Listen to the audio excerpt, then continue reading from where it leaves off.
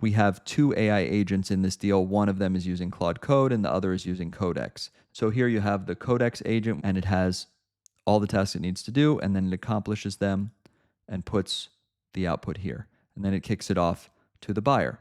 The buyer on its side gets this notification from the Inveniam platform and then starts its work. Now, the buyer's analyst runs its own review. Crucially, it cross-checks the signed loan against the term sheet the lender first issued, and it checks that the terms change materially, and rather than approve, it sends the task back and asks the seller to explain which document governs and to put the variance on the record. So this is the check that protects the buyer.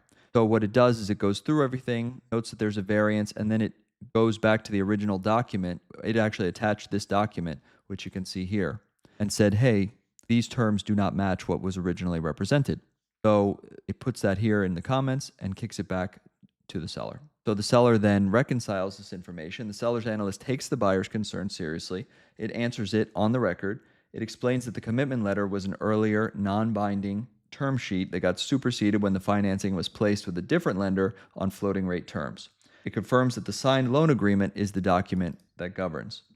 It writes that explanation right into the task, so the reason for the discrepancy now lives here, right next to the documents, and it sends the task back to the buyer for approval here.